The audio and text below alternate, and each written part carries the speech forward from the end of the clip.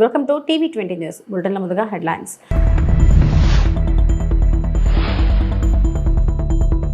నేడు భారతదేశం ప్రపంచంలో 3వ అతిపెద్ద దేశీయ విమానయాన మార్కెట్. ప్రధానమంత్రి నరేంద్ర మోడీ.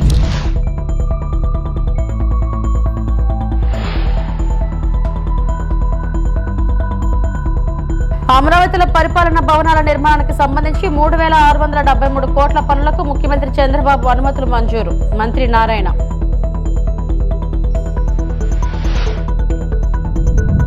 జాన్ విక్టర్ కుటుంబానికి వైఎస్ జగన్ పరామర్శ.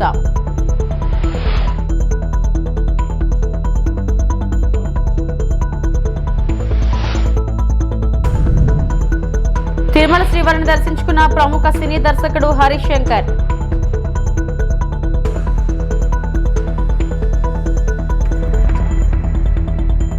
న్యూఢిల్లీలో జరిగిన ప్రపంచ వాయు రవాణా సదస్సులో టాటా ఏజీఎంను ఉద్దేశించి ప్రసంగించిన ప్రధానమంత్రి మోడీ ప్రస్తుతం ప్రపంచంలోనే 3వ అతిపెద్ద దేశీయ మార్కెట్గా ఉన్న భారతదేశ పౌర విమానయాన రంగాన్ని ప్రశంసించారు. ఏటా 240 మిలియన్ల మంది ప్రయాణికులకు సేవలందిస్తూ 2030 నాటికి 500 మిలియన్ల మంది ప్రయాణికులను లక్ష్యంగా చేసుకుని భారతదేశం విమానాశ్రయాలను విస్తరిస్తుంది, భారీ విమానాల ఆర్డర్లను ఇస్తుంది మరియు స్థిరమైన పర్యావరణ అనుకూల మరియు సమానమైన విమానయాన వృద్ధి వైపు నడిపిస్తుంది. फ्रेंड्स, बीते वर्षों में भारत ने सिविल एविएशन के क्षेत्र में एक अभूतपूर्व परिवर्तन देखा है. आज भारत दुनिया का तीसरा सबसे बड़ा डोमेस्टिक एविएशन मार्केट है. हमारी उड़ान योजना की सक्सेस इंडियन सिविल एविएशन का एक गोल्डन चैप्टर है. इस योजना के तहत 15 मिलियन से ज्यादा यात्रियों को सस्ती एयर ट्रैवल की सुविधा मिली है. कई नागरिक पहली बार हवाई सफर कर पाए हैं. हमारी एयरलाइंस भी लगातार डबल डिजिट ग्रोथ हासिल कर रही है.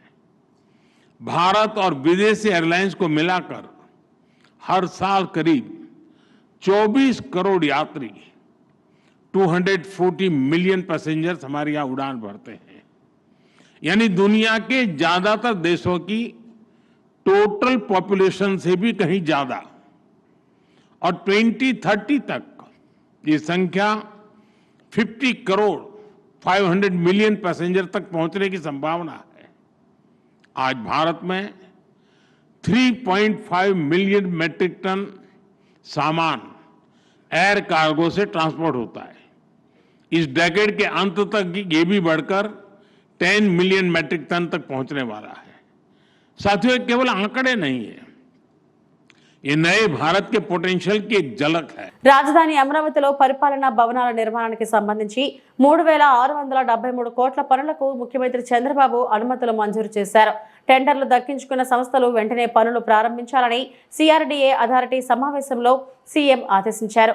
భవనాల నిర్మాణానికి న్యాయపరమైన సమస్యలు లేకుండా టెండర్ల ప్రక్రియ పూర్తి చేశామని మంత్రి నారాయణ తెలిపారు. అథారిటీ మీటింగ్ సీఎం గారి యొక్క ఆధ్వర్యంలో జరిగింది. దీంట్లో ముఖ్యంగా ఏదైతే అడ్మినిస్ట్రేటివ్ టవర్స్లో భాగమైనటువంటి జిఐడి టవరు, తర్వాత హెచ్ఓడి ఆఫీసెస్ టవర్స్ 1, 2, 3, 4 వీటికి సంబంధించి టెండర్లు పూర్తయినాయి. ఇందులో జిఐడి టవరు ఎన్సిసి వాళ్ళు L1 అయ్యారు, టవర్ 1 and 2 షాపుంజీ వాళ్ళు అయ్యారు, టవర్ 3 and 4 L&T వాళ్ళు అయ్యారు. ఏదైతే జిఐడి టవర్ ఉందో అది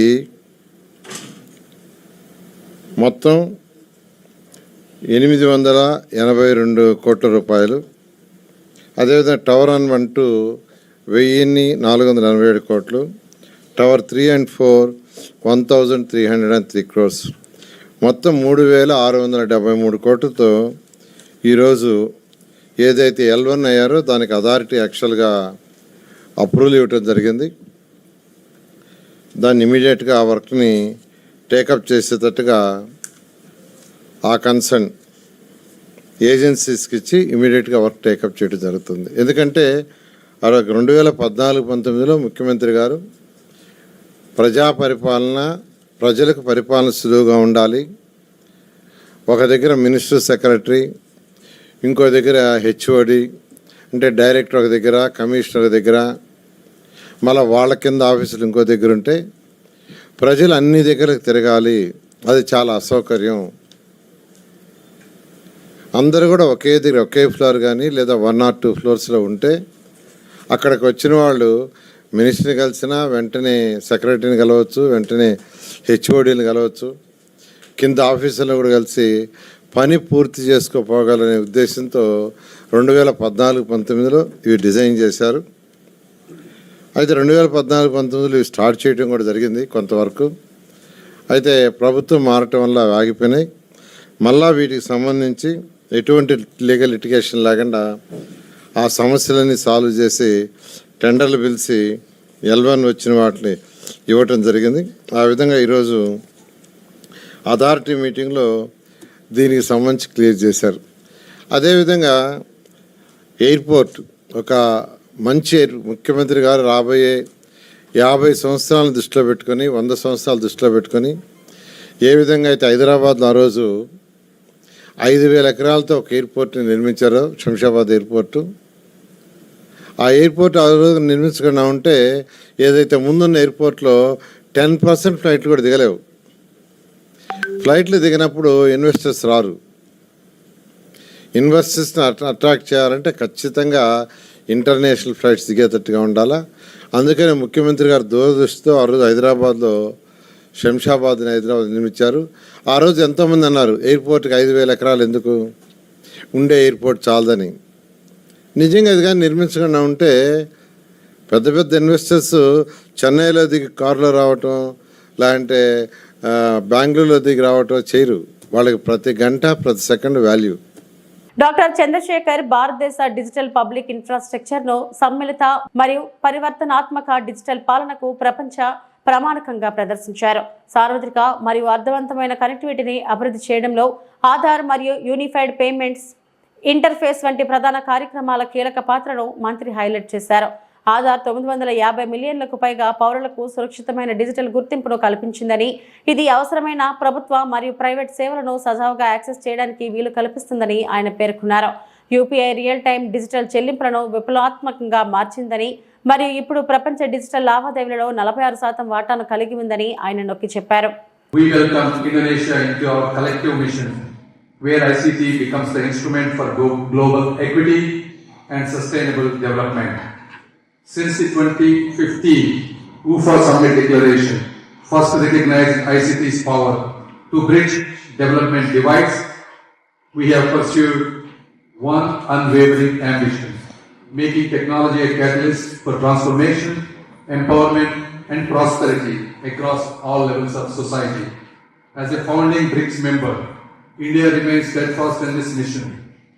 We champion inclusive digital growth where connectivity is not luxury but a fundamental right, democratizing access to education, healthcare, commerce and civic participation for billions worldwide. In this era of accelerating change, the role of ICT has never been more critical.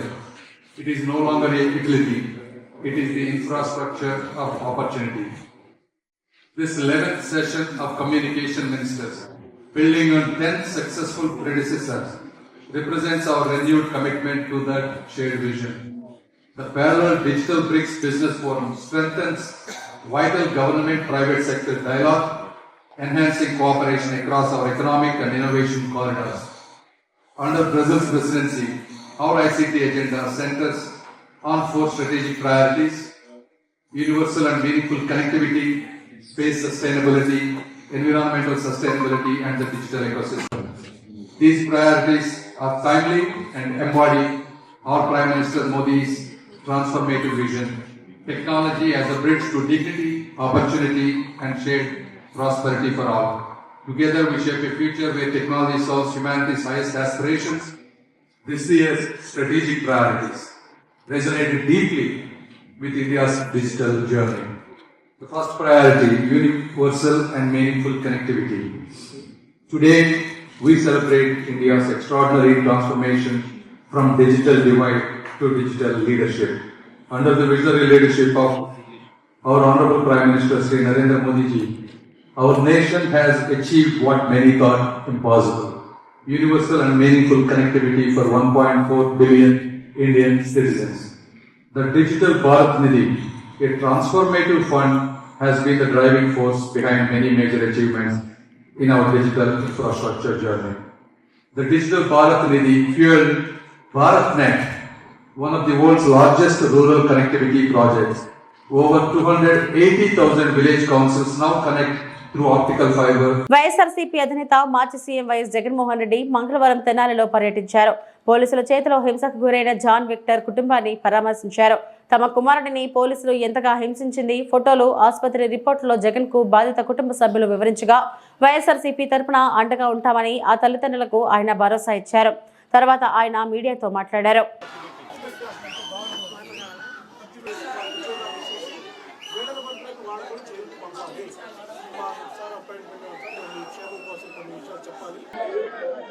ఏ రకంగా అదుపు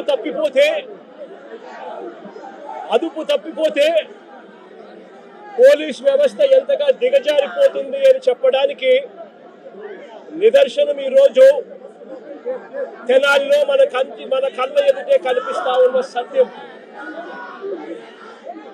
ఈరోజు నిజంగా ఈ ఘటన చూస్తే ఎలాంటి దారుణమైన పరిస్థితులు కనిపిస్తాయి అని అంటే, ఈరోజు రాష్ట్రంలో జరుగుతా ఉన్న అనేక సంఘటనలు ఒకసారి గమనించినట్లయితే ఆ ప్రతి సంఘటన కూడా ఏ రకంగా చంద్రబాబు నాయుడు గారు ఆయన పార్టీ రెడ్ బుక్ రాజ్యాంగం తీసుకొని వచ్చి పోలీసు వ్యవస్థను దుర్వినియోగం చేస్తూ తనకు వ్యతిరేకంగా ఏ గొంతు వినిపించినా కూడా ఆ గొంతు అణగదొక్కే కార్యక్రమంలో భాగంగా ఏ రకంగా చంద్రబాబు నాయుడు గారు దగ్గరుండి వైఎస్ఆర్సీపీకి సంబంధించిన మాజీ మంత్రుల మీద, మాజీ ఎమ్మెల్యేల మీద, నాయకుల మీద, కార్యకర్తల మీద, సోషల్ మీడియా కార్యకర్తల మీద ఏ రకంగా తప్పుడు కేసులు పెడతా ఉన్నాడు, ఏ రకంగా తప్పుడు సాక్ష్యాలు సృష్టిస్తా ఉన్నాడు, ఏ రకంగా వాళ్ళని జైళ్ళల్లో పెడతా ఉన్నారు, ఏ రకంగా చట్టాన్ని చేతిలోకి తీసుకోవడం ఒక పరిపాటిగా మారిపోయింది అనడానికి ఈరోజు రాష్ట్రంలో జరుగుతా ఉన్న రెడ్ బుక్ రాజ్యాంగం మన కళ్ళ ఎదుటే కనిపిస్తా ఉన్న సత్యం. ఏడాది పాలనలో ఏం చేస్తారో చెప్పుకోలేని పరిస్థితి కూటమి ప్రభుత్వానిదని రాజ్యసభ సభ్యుడు గొల్లా బాబురావు అన్నారు. గాజువాక నియోజకవర్గ వైసీపీ సమన్వయకర్త తిప్పల దేవన్ రెడ్డి ఆధ్వర్యంలో బీసీ రోడ్లోని అగ్నికుల క్షత్రియ కళ్యాణ మండపంలో ఈ నెల 4న రాష్ట్ర వ్యాప్తంగా జరిగే వెన్నుపోటు దినం నిరసన పోస్టర్ ఆవిష్కరణ జరిగింది. కార్యక్రమంలో జిల్లా అధ్యక్షుడు కేకే రాజుతో కలిసి బాబురావు పాల్గొన్నారు. ఈ సందర్భంగా మాట్లాడుతూ హామీలను భూతద్దంలో చూపించి ప్రజలను నిలువునా మోసం చేసిన ఘనత చంద్రబాబుకే దక్కుతుందన్నారు. చంద్రబాబు 6 అంటూ ఊకుదంపుడు ప్రచారంతో ప్రజలకు ఆశ చూపించి చివరకు ప్రజలకు చుక్కలు చూపించారని ఆరోపించారు. ఒక్క ఏడాదిలోనే ఇంతటి ప్రజా వ్యతిరేకత రావడంతో కూటమి నేతల్లోనే అసంతృప్తి వ్యక్తమవుతుందని అన్నారు. గత 5 ఏళ్లు జనారంజక పాలన అందిస్తూ అన్ని వర్గాల సంక్షేమమే లక్ష్యంగా జగన్మోహన్ రెడ్డి పనిచేస్తారని గుర్తు చేశారు.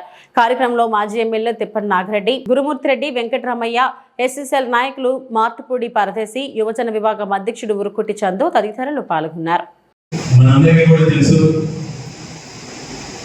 ఎన్నికలకు ముందు ఈరోజు చంద్రబాబు నాయుడు గారు ఏ విధంగా అధికారంలోకి రావడం కోసం ఎలాంటి వాగ్దానాలు ఇచ్చారు, ఎలాంటి మేనిఫెస్టోను రూపొందించారు, ఏ విధంగా ప్రచారం చేశారనేది మనందరికీ కూడా తెలిసిందే. అన్నింటికంటే కూడా ముఖ్యంగా ఈరోజు వైఎస్ఆర్ కాంగ్రెస్ పార్టీ కుటుంబ సభ్యులుగా మనందరం కూడా మన నాయకుడికి జగన్మోహన్ రెడ్డి గారికి, మన నాయకుడు జగన్మోహన్ రెడ్డి గారికి చంద్రబాబుకి ఉన్న వ్యత్యాసాన్ని ఈరోజు ప్రజలందరిలో కూడా ప్రజలకు తీసుకెళ్లాల్సిన అవసరం ఉంది. ఎందుకంటే మన రాజకీయాల్లోకి వచ్చిన ప్రతి ఒక్కరు ప్రజలకి ఏదో ప్లాట్ఫామ్ ద్వారా ఒక రాజకీయ పార్టీ ద్వారా మన ప్రజలకు సేవ చేయాలనే ఉద్దేశంతో మనందరం కూడా రాజకీయాలకు వస్తాం. విభజన ఆంధ్రప్రదేశ్ రాష్ట్రంలో 2014లో జరిగిన మొట్టమొదటి ఎన్నికల్లో ఆ రోజు ఇదే జనసేన, ఇదే బీజేపీ, ఇదే తెలుగుదేశం పార్టీ కూటమి ఏర్పాటు అయ్యి చంద్రబాబు నాయుడికి అనుభవం ఉంది, చంద్రబాబు నాయుడికి అధికారం ఇస్తే ఈ రాష్ట్రాన్ని అన్ని రంగాలను కూడా అభివృద్ధి చేస్తాం, ఈ రాష్ట్రంలో నిరుద్యోగ యువకులకు ఉపాధి కల్పిస్తాం, బాగొస్తే జాబ్ వస్తుందని చిత్తూరు నుంచి ఇచ్చాపురం వరకు కూడా రాతుల రాసినంత పాటు అమలుగా హామీలు, రైతు భరోసా లాంటి హామీలన్నింటినీ కూడా ఇచ్చి ఆ రోజు వచ్చి అధికారంలోకి వచ్చిన తర్వాత 2014 నుంచి 2019 వరకు కూడా నిర్లక్ష్య ధోరణితో కేవలం అమరావతి భ్రమలో పడి ఈ రాష్ట్రాన్ని పరిపాలించడం విఫలం చెంది ప్రజలందరూ కూడా కష్టాల్లో ఉన్నప్పుడు ఆ రోజు 2014లో వైఎస్ఆర్ కాంగ్రెస్ పార్టీ అధికారంలోకి రాకపోయినా జగన్మోహన్ రెడ్డి గారు గౌరవప్రదమైన ప్రతిపక్ష నాయకుడిగా ప్రజల పక్షాన నిలబడి అసెంబ్లీలో ఎన్నో పోరాటాలు చేయడం జరిగింది. ఎన్నో రకాలుగా అప్పుడు ముఖ్యమంత్రి చంద్రబాబు నాయుడు ప్రశ్నించడం జరిగింది. జగన్మోహన్ రెడ్డి గారు ఎన్ని ప్రయత్నాలు చేసినా చంద్రబాబు నాయుడు పెడచెవిన పెట్టి ఈ రాష్ట్ర ప్రజల కష్టాలు ఉన్నప్పుడు జగన్మోహన్ రెడ్డి గారు ఈ రాష్ట్ర ప్రజలందరూ కూడా ధైర్యాన్ని నింపాలి, వాళ్ళకు మనోధైర్యాన్ని ఇవ్వాలనే ఉద్దేశంతో ఆ రోజు 2017 నవంబర్ 6వ తారీఖున అసెంబ్లీ నుంచి బయటకు వచ్చి ఇడుపులపై నుంచి ఇచ్చాపురం వరకు కూడా 3640 కిలోమీటర్ల సుదీర్ఘ పాదయాత్ర జగన్మోహన్ రెడ్డి గారు చేయడం జరిగింది. ఆ పాదయాత్రలో జగన్మోహన్ రెడ్డి గారు ప్రతి అడుగులోనూ కూడా కార్మికులు కానీ నిరుద్యోగ యువకులు వెన్నుపోటు దినం నిర్వహణకు వైఎస్ఆర్ కాంగ్రెస్ పార్టీ సన్నాహాలు. తిరుపతి జిల్లా శ్రీకాళహస్తి వెన్నుపోటు వంటి మోసపూరిత పాలనను ప్రజల ముందుకు తీసుకెళ్లే లక్ష్యంతో వైఎస్ఆర్ కాంగ్రెస్ పార్టీ శ్రీకాళహస్తి నియోజకవర్గంలో వెన్నుపోటు దినం నిర్వహణకు వ్యూహాత్మకంగా ఏర్పాట్లు చేపట్టింది. ఈ సందర్భంగా ఈ రోజు పట్టణ వైఎస్ఆర్సీపీ కార్యాలయంలో ఆత్మీయ సమావేశం ఘనంగా జరిగింది. ఈ సమావేశానికి ముఖ్య అతిథులుగా తిరుపతి పార్లమెంట్ పరిశీలకుడు మేడ రఘునాథ్ రెడ్డి, మాజీ శాసనసభ్యులు బియ్యపు మధుసూదన్ రెడ్డి హాజరయ్యారు. ఈ సందర్భంగా మేడ రఘునాథ్ రెడ్డి మాట్లాడుతూ ప్రజల ఆకాంక్షలను హామీలుగా మలిచి ఎన్నికల్లో గెలిచిన కూటమి ప్రభుత్వం ఇప్పుడు పథకాల అమలును పక్కన పెట్టి ప్రజలకు వెన్నుపోటు పొడిచిందని తీవ్ర స్థాయిలో విమర్శించారు. ప్రజల గొంతుకుగా నిలిచి ప్రభుత్వ వైఖరిని నిలదీయడమే ఈ వెన్నుపోటు దిన ఉద్దేశమని స్పష్టం చేశారు. జూన్ 4న జిల్లాలోని కలెక్టరేట్ల వద్ద నిరసన కార్యక్రమాలు జరగనున్నాయని తెలిపారు.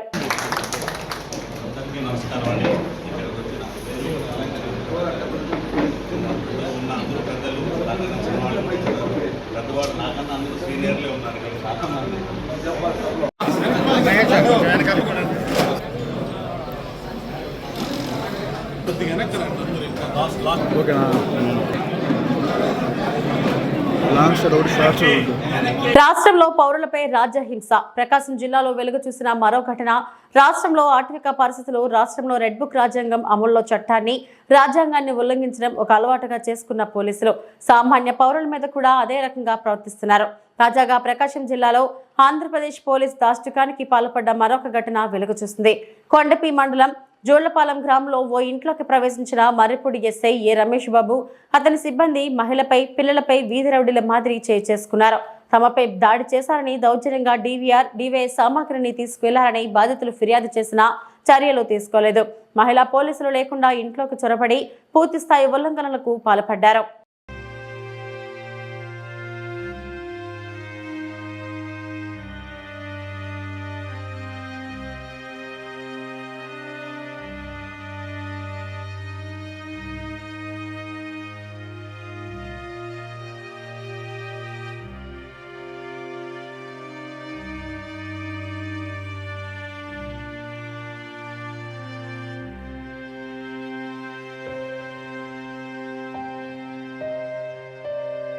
డాక్టర్ బిఆర్ అంబేద్కర్ కోనసీమ జిల్లా కొత్తపేట నియోజకవర్గం కొత్తపేట మండలం పలివెల గ్రామానికి చెందిన చప్పిడి బేబీ, కొప్పిశెట్టి వారి వీధికి చెందిన వెన్నెటి సత్యవతి, వీరిరువురు భర్తలు 2023 సంవత్సరంలో మరణించడం జరిగింది.